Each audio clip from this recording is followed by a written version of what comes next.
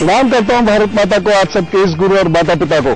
बच्चों, आपको ढेर सारा प्यार और सुबह की राम राम। और राम राम भी ऐसी जगह से कर रहा हूं जो सावन में और शिवरात्रि में अद्भुत महत्व की है। मैं आपको 10वीं शताब्दी के शिव मंदिर से राम राम कर रहा हूं। ये वह शिव मंदिर है जो सबसे बड़े शिवलिंगों में से एक है। मेरे पास शमी पत्र है, मेरे पास दूर्वा है और यही शिव जी का प्रमुख प्रसाद है। मैं उनको अर्पित करूंगा, प्रार्थना करूंगा और यहीं से हम कुछ जीवन को सुधारने वाली शिव जी से संबंधित बातें करेंगे। और हाँ, यहीं से आज आपके दिन भर का हाल भी बताऊंगा। तो आइए शिव जी के दर्शन करते हैं।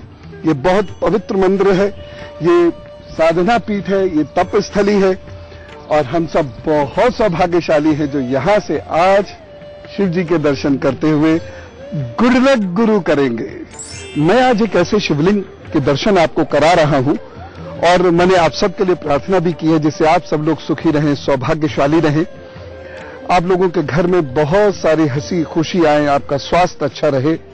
और जिस शिवलिंग के पास खड़े होकर मैं ये सब प्रार्थना कर रहा था वह 10वीं शताब्दी में बनाया गया शिवलिंग रहे।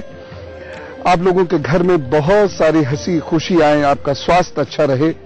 और जिस शिवलिंग के पास खड़े होकर मैं ये सब प्रार्थना कर रहा था वह 10वीं शताब्दी में बनाया गया शिवलिंग है।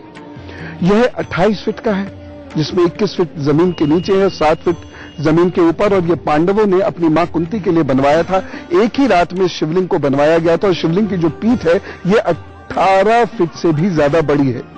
इस शिवलिंग का निर्माण पूरी रात में किया गया और आप खुद देख समझ सकते हैं कि ये क्या किसी की आध्यात्मिक साधना का परिणाम रहा होगा कि इतना बड़ा स्थान इतने विशाल खंभों के साथ, क्योंकि यह किसी भी मंदिर के सबसे बड़े द्वारों में से एक द्वार है और यह शिवलिंग देश के सबसे बड़े शिवलिंगों में से एक शिवलिंग है।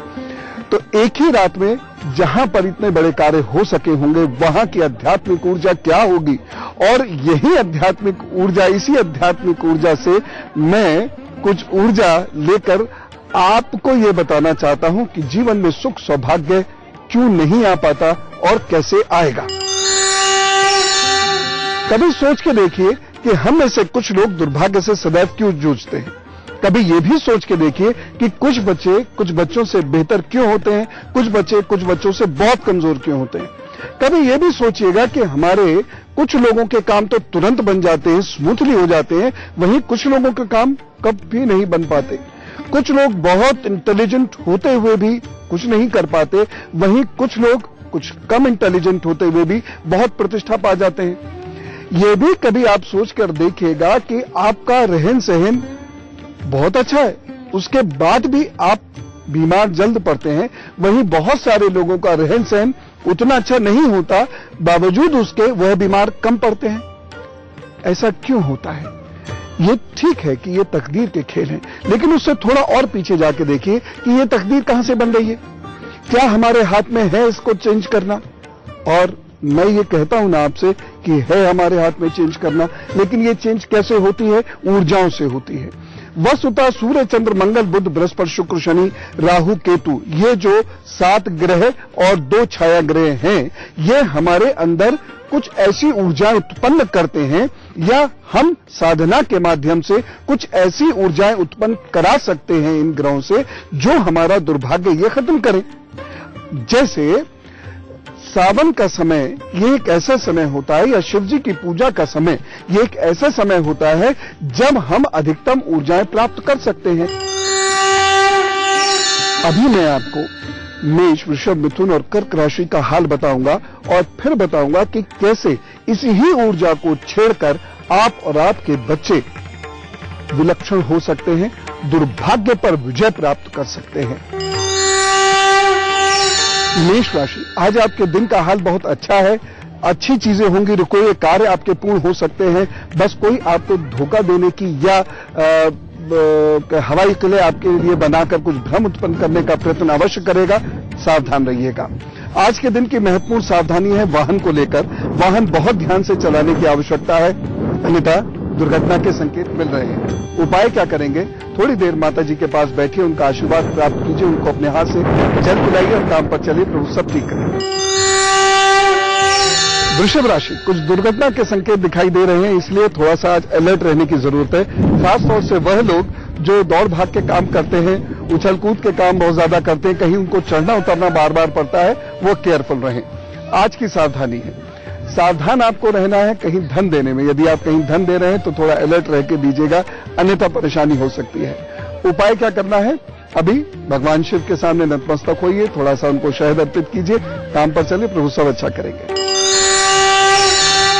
मिथुन राशि, समय तो कुल मिला के अनुकूल है, कुछ रुके हुए कार्य भी आपके बन सकते हैं, परंतु मन व्यथित रहेगा और कुछ आलस्य प्रमाद से भरा रहेगा।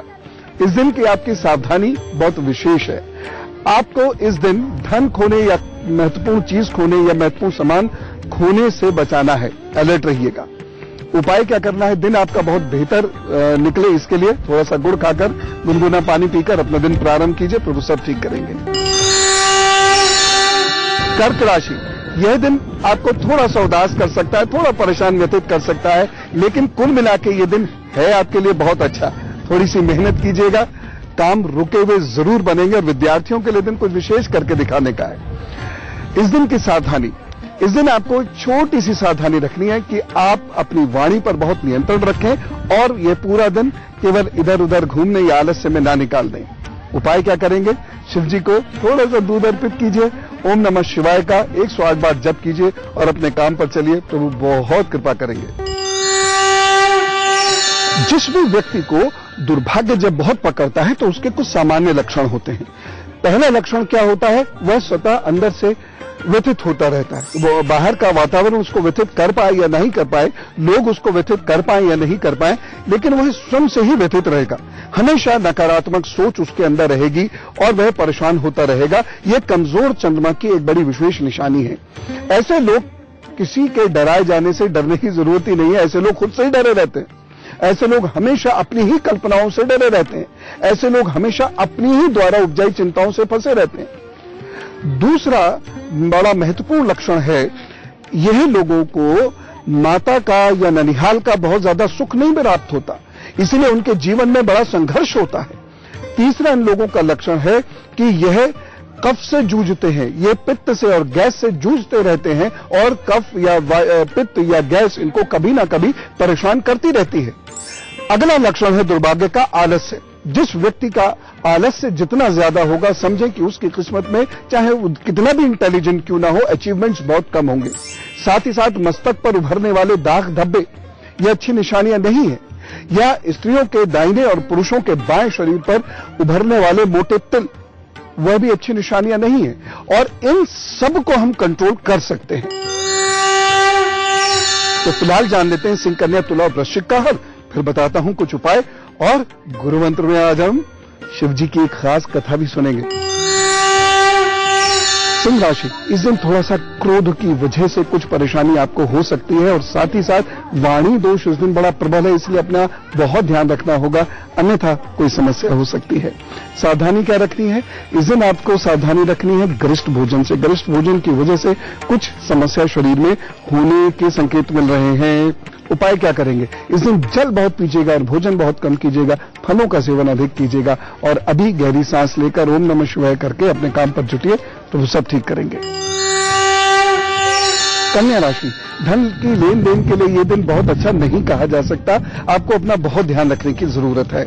यदि आप किसी को उधार देने जा रहे हैं या कहीं कोई निवेश करने जा रहे हैं तो आपको बहुत ज्यादा केयरफुल होने की जरूरत है, अन्यथा आपका धन कहीं फंस सकता है। विशेषकर वो व्यापारी जो बिना किसी कागज के लेन देन करते हैं, वो इस दिन थोड़ा सतर्क रहे, ना करें तो अच्छा है। इस दिन की विशेष सावधानी आपकी रहेगी, आपको अपनी कमर का, अपने सर का बहुत ध्यान रखने की आवश्यकता है। उपाय क्या करेंगे? यदि संभव हो सके तो शहद या गुड़ से बनी हुई चीजों को बांटिए और अपने काम पर चलिए, तो वो सब ठीक करेंगे। तुला राशि, यह दिन आपके लिए अच्छा है, आपको कोई मोटिवेशन मिलेगा, उत्साह मिलेगा। हाँ, मन थोड़ा व्याकुल अवश्य रहेगा, कुछ पुराने बीते दिनों को याद भी करेंगे, जिसे हम कहते हैं नॉस्टैल्जिक रहेंगे, लेकिन फिर भी कुल मिला के दिन आपके लिए अच्छा रहेगा। इस दिन की एक बड़ी विशेष सावधानी है। इस दिन की सावधानी आपको अपने परिवार के लिए रखनी है कि परिवार में लोगों का स्वास्थ्य गड़बड़ ना हो या धन की वजह से परिवार में कोई कलह ना हो, इस बात का ध्यान रखें। उपाय क्या करेंगे? इस दिन का आपका विशेष उपाय है दूध का दान। किसी को भी कर दीजिए और अपने काम पर लगिए, प्रभु सब ठीक करेंगे। वृश्चिक राशि, थोड़ा संभल के चलना होगा, खास तौर से वह लोग जो ऑफिस में काम करते हैं और अपने बॉस के साथ काम करते हैं, क्योंकि इस दिन ऐसे संकेत मिल रहे हैं कि आपके अधिकारियों से कुछ बुरे संबंध हो सकते हैं, आपके सीनियर आपसे नाराज हो सकते हैं। इस दिन एक विशेष सावधानी बरतने की जरूरत है। वह लोग जो कैश लेके अपने साथ चलते हैं, धन लेके अपने साथ चलते हैं या कोई कीमती चीजें लेकर अपने साथ चलते हैं, वो थोड़ा सा सतर्क रहें। उपाय क्या करना है? इस दिन सब कुछ ठीक ठाक रहे, इसके लिए सरसों के तेल का दान किसी गरीब को जरूर दीजिए और उसके बाद अपना कार्य प्रारंभ कीजिए। यदि सरसों का तेल का दान अभी नहीं कर सके तो निकाल के तो अभी रख दीजिए और फिर अपने काम पर चलिए, तो वो सब ठीक करेंगे। आज जो मैं आपको उपाय बताने जा रहा हूं वह कुछ बड़े विशेष उपाय हैं और अभी जो सावन के दिन बचे हुए हैं उन तक ये नियमित रूप से आप उपाय करके देखिए, निश्चित रूप से लाभ होगा और इसको आप जितने लंबे समय तक जीवन में करते जाएंगे ये लाभ देंगे। और आपको सही बताऊं, आमूलचूल परिवर्तन इन्हीं से होता है। अब आप ये उपाय नोट कीजिए। ये उपाय साधना पद्धति के उपाय हैं और यदि आप 1 वर्ष तक लगातार इन उपायों को अनुष्ठान के रूप में या शिद्दत के साथ हृदय से, हृदय की गहराइयों से कर गए तो जीवन में बड़े परिवर्तन होना प्रारंभ होगा। 2-4 महत्वपूर्ण बातें हैं जो आपको करनी है। आपको एक तिलक तैयार करना है जिसमें कपूर होगा, अगर होगा, तगर होगा, लाल चंदन होगा, सफेद चंदन होगा और उसमें होगी ढेर सारी केसर और हल्दी। ये सप्तगंध है। इसमें थोड़ा सा गूगल और मिला लेंगे तो यह अष्टगंध बन जाएगी। ये अष्टगंध का आपको एक तिलक तैयार करना है, उसे एक साथ काफी तैयार कर लीजिएगा। उसके बाद आपको इसमें इन तीनों वात, पित्त, कफ, इन तीनों उंगलियों को जोड़ना है इस तरीके से करके और ये त्रिपुंड अपने बनाकर ये बैठना है। अब बैठने का समय क्या होगा? यह बैठने का समय या सूर्योदय से पूर्व होगा या सूर्य अस्त होने के 1.5 घंटे के भीतर होगा और या फिर यह होगा रात में 11 बजे से 12:30 बजे के बीच में। और जो लोग इससे आगे तक इस जप को कर सकते हैं, क्या कहने, इसके सबसे पहले जीवन में कुछ बातें हैं जो आपको छोड़नी होगी। जैसे आयुर्वेद में पथ्य अपथ्य होता है, ठीक उसी तरीके से पूजा में भी होता है। आप किसी भी सूरत में पान, तंबाकू, मांसाहार आदि का सेवन नहीं करेंगे। दूसरी चीज, अन्न का सेवन कभी भी पेट भर नहीं करेंगे, पेट से कम करेंगे। तीसरी चीज, बिना दान के आप कुछ भी ग्रहण नहीं करेंगे। अब आप बैठिए और बैठने के बाद आप महामृत्युंजय का श्लोक, और वह कितना सरल है, मैं पूरे श्लोक की बात ही नहीं कर रहा। आप ओम होम जूम सह मम पालय पालय, सिंपल है। और इस प्रकार से ये जप करते हुए अपना जीवन बिताना शुरू करिए और देखिए 1 वर्ष के अंदर आपके जीवन में कितने बड़े परिवर्तन आने शुरू होते हैं। इसलिए अपने आचार व्यवहार, दिनचर्या को बिल्कुल बदलिए, सोच विचार को, खान पान को बिल्कुल बदलिए और इस प्रकार से त्रिपुंड लगाकर सुबह और शाम इस मंत्र का जप करना शुरू करिए। और ये सर्वोत्तम दिन है। आज के दिन इस मंत्र का जप करना प्रारंभ करिए और देखिए प्रभु की कृपा क्यों नहीं होगी। और अब समय है धनु, मकर, कुंभ और मीन राशि के हाल का। धनु राशि, इस दिन पेट के लिए बहुत अच्छा नहीं कहा जा सकता। साथ ही साथ आपके शिक्षक, गुरु या बुजुर्ग या तो आपसे नाराज हो सकते हैं या फिर कहीं कोई समस्या आपके उनके संबंधों को लेकर हो सकती है। थोड़ा ध्यान रखेंगे तो अच्छा रहेगा। इस दिन की सावधानी, एक विशेष सावधानी इस दिन बरतने की जरूरत है। इस दिन एक तो भोजन बहुत सरल और सुपाच्य कीजिएगा और साथ ही साथ इस दिन यदि कोई निवेश की प्लानिंग कर रहे हो तो थोड़ा सा रुकिएगा और अगर करनी बहुत जरूरी हो तो बहुत अच्छे से सलाह लेकर कीजिएगा। उपाय क्या करेंगे? इस दिन उड़द की दाल की खिचड़ी का दान करें तो बड़ा अच्छा रहेगा। मकर राशि, कुछ अच्छा कार्य करने की कोशिश कीजिए क्योंकि यह दिन लगता है आपको कुछ प्रतिष्ठा मिलेगी, परंतु अहंकार आपके अंदर आया तो नुकसान भी हो सकता है। मित्रों की ओर से कुछ समस्या आती दिखाई दे रही है, शत्रुओं से भी सावधानी बरतनी आवश्यक है, लेकिन रुके हुए कार्य पूर्ण कर पाएंगे। और साथ ही साथ एकाग्रता का स्तर अच्छा होने की वजह से विद्यार्थियों के लिए यह दिन बहुत फायदेमंद सिद्ध होगा, खासतौर से वो विद्यार्थी जो कॉम्पिटिटिव एग्जाम्स की तैयारी कर रहे हैं। बस एक सावधानी रखने की आवश्यकता है। इस दिन आपको सावधानी अपने स्वास्थ्य को लेकर रखनी है। स्वास्थ्य थोड़ा कमजोर लग रहा है और साथ ही साथ अपने साथ साथ माँ, मौसी, मामा के स्वास्थ्य का और उनके साथ संबंधों का भी ध्यान रखें। उपाय क्या करेंगे इस दिन? यदि संभव हो सके तो थोड़ी सी खीर खुद बना दीजिएगा, और नहीं बना पाए तो कोई बात नहीं, दूध, चावल, चीनी का दान कर दीजिएगा तो वो सब ठीक करेंगे। कुंभ राशि, ये दिन थोड़ा चिंताग्रस्त रखने वाला है। आपको कुछ भविष्य को लेकर परेशानियां रहेंगी, कुछ चिंता आप महसूस करेंगे जिसकी वजह से आपको काम करने में कुछ अरुचि उत्पन्न होगी, लेकिन चिंता की ऐसा कोई बात नहीं है क्योंकि दिन कुल मिला के अच्छा है, प्रोग्रेसिव है, आनंद देने वाला है। आगे बढ़िए, काम कीजिए, रुकिए मत। बस एक सावधानी रखनी जरूरी है। इस दिन आपको तेज धारदार चीजों से कुछ डर है और साथ ही साथ बिजली का काम करते हुए भी अलर्ट रहिएगा। मीन राशि, यह दिन कुछ अच्छे समाचार लेके आ रहा है। इस दिन कुछ रुके हुए कार्यों को पूर्ण कीजिए, कुछ बेहतर कार्य करने की कोशिश कीजिए, कुछ अच्छा हो सकता है। खासतौर से वो लोग जो काफी समय से प्रमोशन का प्रयास कर रहे हैं वो थोड़ी सी मेहनत और कर लें, जिससे मिलना जुलना हो मिलजुल लीजिएगा, या कोई लेटर एप्लीकेशन देनी हो तो वह दे दीजिएगा। यह दिन आपको आगे बढ़ाने वाला सिद्ध हो सकता है। इस दिन एक सावधानी जरूर बरतनी है, और इस दिन की सावधानी यह है कि यदि आप वाहन चला रहे हैं तो थोड़ा सा अलर्ट रहिएगा, और साथ ही साथ यदि आप कोई खरीद फरोख्त करने जा रहे हैं जिसमें कोई कीमती चीज या धन आपके पास है तो भी ध्यान रखिएगा। और इस दिन विशेष रूप से अपने घर के बच्चों का ध्यान रखिएगा। उपाय क्या करना है? एक सरल सा उपाय है। यदि आप कोई खरीद फरोख्त करने जा रहे हैं जिसमें कोई कीमती चीज या धन आपके पास है तो भी ध्यान रखिएगा, और इस दिन विशेष रूप से अपने घर के बच्चों का ध्यान रखिएगा। उपाय क्या करना है? एक सरल सा उपाय है। अभी स्नान करके आप थोड़ा अपने मंदिर की तरफ जाइए, घी का एक दीपक जलाइए, शांत बैठ के अपने इष्ट के नामों का 108 बार जप करके अपने काम पर चलिए तो वो सब ठीक करेंगे।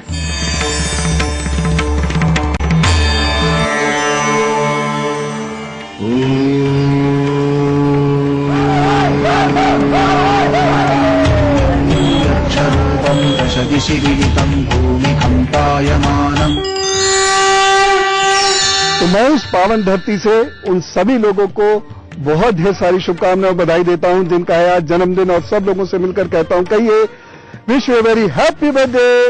अब आप लोगों के आगे आने वाले 12 महीनों का हाल, आपके ये 12 महीने बहुत अच्छे हैं। इसको कहते हैं ना optimum use of A time, वो करने की कोशिश कीजिए। समय से सर्वोत्तम पाने का प्रयास कीजिए। बहुत मेहनत करने का वक्त है, खास तौर से अब से लेकर जनवरी तक बहुत मेहनत करने का समय है। कफ से संबंधित परेशानियां और दर्द से संबंधित परेशानियां हो सकती हैं, इसको आप मैनेज करिएगा।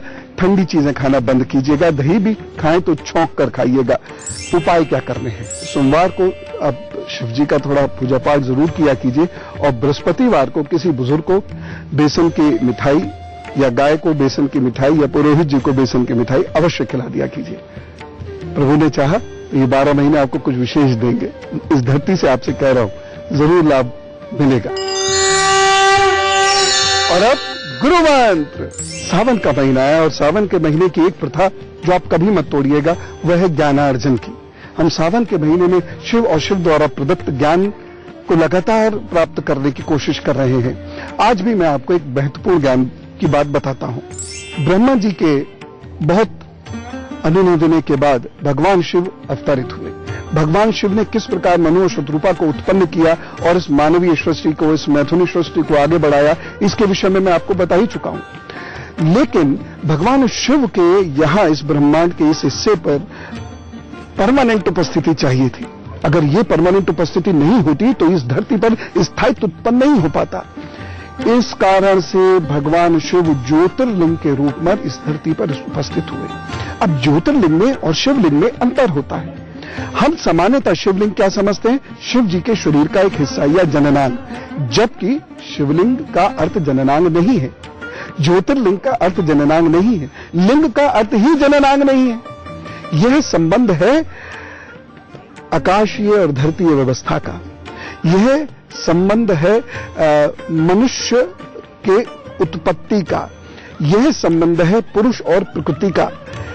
यह प्रतीक है शक्ति का। यह प्रतीक है ब्रह्मांडीय ऊर्जा का। और यह प्रतीक है कि ब्रह्मांड के समस्त ग्रह एक दूसरे के साथ एक ज्योतिर्पुंज, एक ऊर्जा पुंज से बंधे हुए हैं और वह बंधे रहेंगे। कभी कभी मैं सोचता हूं कि एनवायरनमेंट में अभी कुछ पिछले 20-25 सालों से एक शोध चल रहा है सिलिकॉन पार्टिकल्स का। सिलिकॉन पार्टिकल्स हमारे ब्रह्मांड में कुछ पार्टिकल्स हैं। बहुत डिटेल से उसके बारे में बात तो फिर कभी करेंगे, लेकिन ऐसा अवश्य लगता है कि जिस ब्रह्मांडीय ऊर्जा के बारे में शिव पुराण में कहा गया है, ब्रह्म पुराण में कहा गया है तथा विष्णु पुराण में भी जिस ब्रह्मांडीय ऊर्जा और कुछ कणों के बारे में कहा गया है, कहीं ये वही सिलिकॉन पार्टिकल्स तो नहीं है। कहीं ये ज्योतिर्पुंज जिसे हम कहते हैं, ज्योतिर्लिंग जिसे हम लोग कहते हैं, ये वही ज्योतिर्लिंग तो नहीं है, क्योंकि इसकी ना गहराई पता है ना ऊंचाई पता है। कहीं ये वही तो नहीं है जो पूरे ब्रह्मांड को जोड़ने वाली एक ऊर्जा है। और ऊर्जा है तो उसमें कोई ना कोई विद्युत तो अवश्य होगी। अब जब आप शिवजी की पूजा करने जाएं, विशेष रूप से शिवलिंग की पूजा करने जाएं, तो ये जननांग मान के मत कीजिएगा। यह है प्रतीक। इस शब्द का अर्थ ही प्रतीक है, उस ब्रह्मांडीय ऊर्जा का प्रतीक है। और ये जो योनि है यह भी जननांग नहीं है, यह योनि है प्रकृति, जिस पर वह प्रतीक स्थिर होता है, जो आधार बनती है। जो शिवलिंग, जो विश्व का सबसे बड़ा शिवलिंग मेरे पीछे है, इस शिवलिंग की योनि सामान्य योनियों जैसी नहीं है। 18 फीट की है, लेकिन ये चतुर्भुजीय है। क्यों? ये सही सिद्धांत है, क्योंकि योनि का अर्थ है आधार, पीठ। तो वह जो प्रकृति है, वह जो ब्रह्मांडीय ऊर्जा है, उसे एक आधार देने वाली प्रकृति को ही योनि कहा जाता है। तो लिंग और योनि का यह समायोजन है। अब आप समझे होंगे, शिवजी की पूजा जब भी आप करें तो मां पार्वती के साथ करें। जो साधक गण है वह केवल शिवजी की पूजा करें। और पुनः याद रखें, शिवजी ने जो होम जूम ये जो वर्ड्स दिए हैं, ये जो बीज हैं, होम जूम सा, ये बहुत महत्वपूर्ण है। और इसको लगाए बिना तो महामृत्युंजय का मंत्र भी पूर्ण नहीं हो सकता। ये संपुट है, अवश्य लगने चाहिए। तो यदि आप उस मंत्र का जप भी करते हैं तो इन्हीं संपुटों की मदद से कीजिएगा। यह आज मैंने आपको एक बड़ा विशेष रहस्य समझाया है। आशा करता हूं कि भगवान शिव का जो वास्तविक स्वरूप है, आप उसे समझेंगे, पूजेंगे और उस ही रूप की पूजा करेंगे। अपने आचार विचार व्यवहार में परिवर्तन लाएंगे। कल एक और बहुत महत्वपूर्ण विषय पर पुनः उपस्थित होगा। आज आप बहुत खुश रहें, शिवमय रहें, शिव की उपासना आराधना इस प्रकार करें कि आपको शिव पद प्राप्त हो और आपके जीवन में कष्ट न रहे, दुख न रहे, उन्नति हो और आपको प्रभु पथ प्राप्त हो। मैं यहां पर पुनः दर्शन करता हूं और आप लोग अपने काम पर जुटिए, सब अच्छा होगा। राम राम, नमस्कार।